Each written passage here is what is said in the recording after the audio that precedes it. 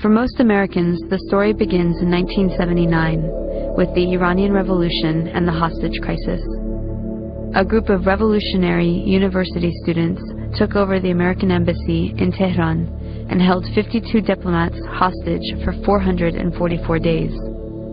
To help burn this into the American narrative, the news show Nightline was created with a nightly tally of the number of days since the crisis started. But to really understand, we have to go back to 1953, which is where the story begins for most Iranians. This was the year that the U.S. overthrew Iran's democracy and installed the Shah, a pro-U.S. dictator. In 1951, Dr. Mohammad Mossadegh was the first elected official who was appointed as Prime Minister of Iran by popular demand. He saw that the wealth needed to build Iran was leaving the country, because over the past 50 years, its vast oil reserves were under British control at the hands of the Anglo-Iranian Oil Company, later to become BP, or British Petroleum. So Mossadegh became hugely popular for nationalizing the oil industry and taking back the oil. Hugely popular at home, but quite unpopular with the British government. Britain took Iran to the World Court over the matter and lost. They tried to hit Iran's economy by blockading the Gulf and halting trade. They tried to convince the U.S. to assist with regime change, but then President Truman was not interested.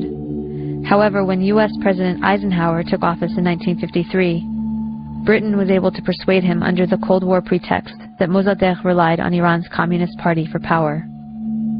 The newly formed CIA was sent to engineer a coup, codenamed Operation Ajax. Iran's monarch, the Shah, returned to power. He had previously been weakened by the new parliament, a short democratic experiment designed to limit his powers.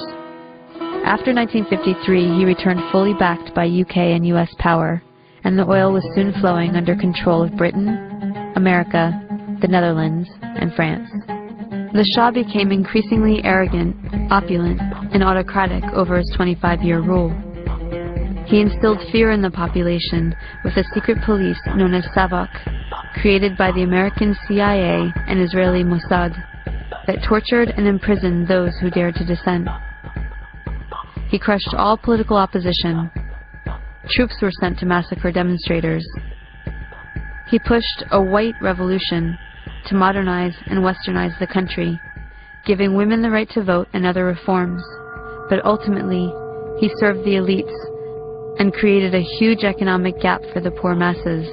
Powerful religious leaders saw that he was forcibly trying to rid Iran of Islam in a country that was 90% Muslim. One of the Shah's leading critics, Ayatollah Ruhollah Khomeini, was arrested and imprisoned for 18 months.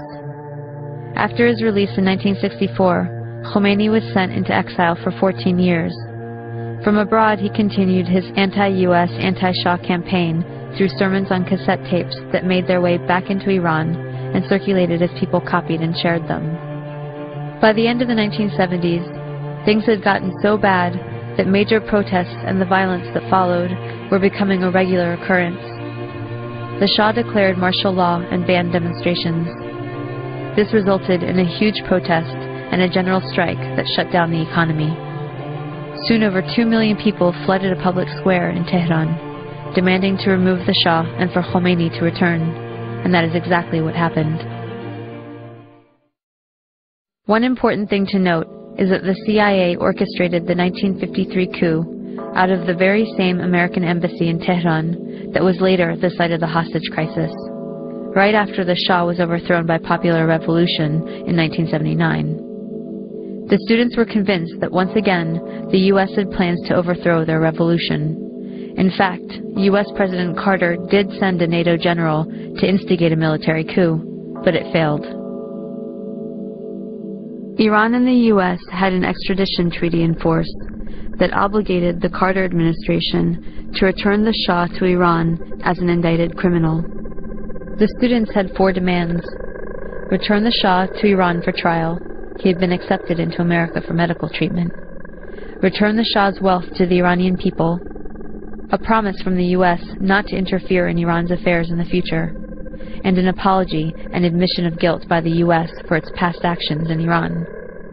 The apology never came, But 20 years later, Secretary of State Madeleine Albright did acknowledge the U.S. role in Mossadegh's overthrow. So Khomeini took power in 1979 and instituted a government under Islamic law.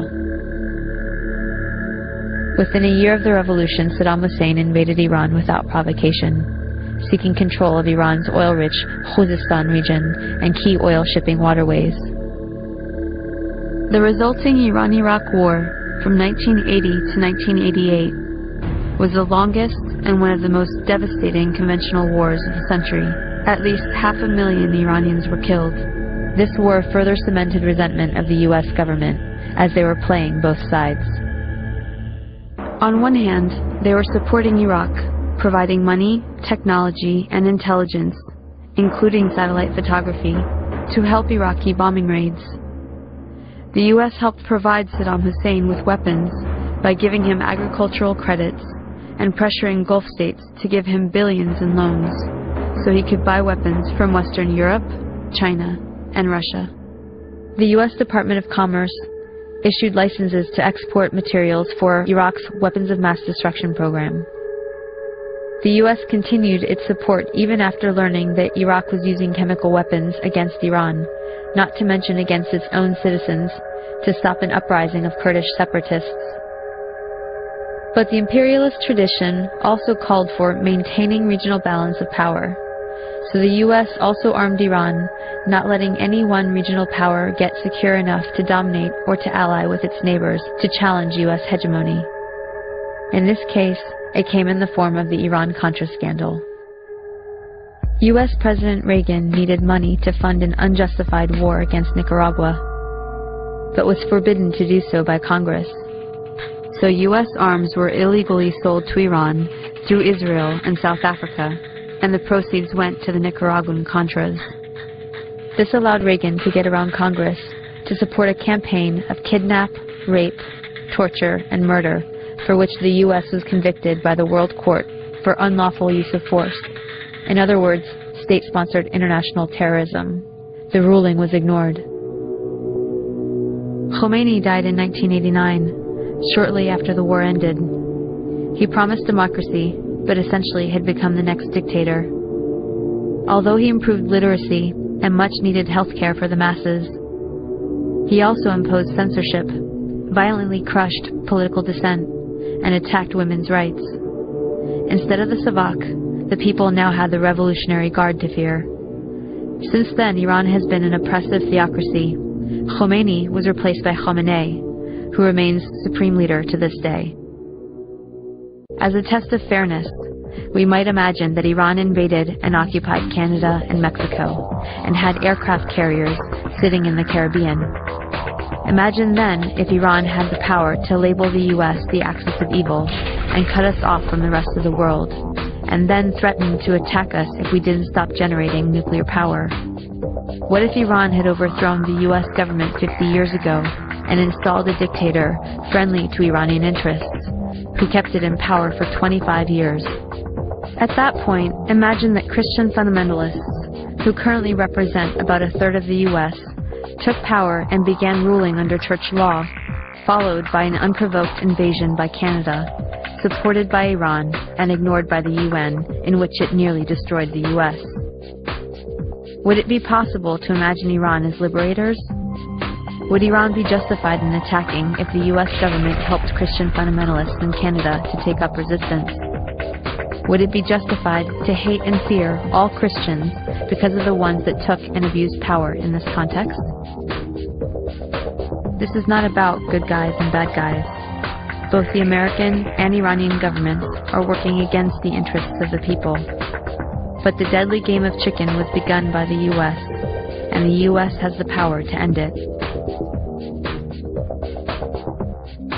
We should look at our current policies and actions against Iran, look at some better options, and figure out a way to change the minds of the people running our government and prevent another criminal enterprise that will cost many more lives.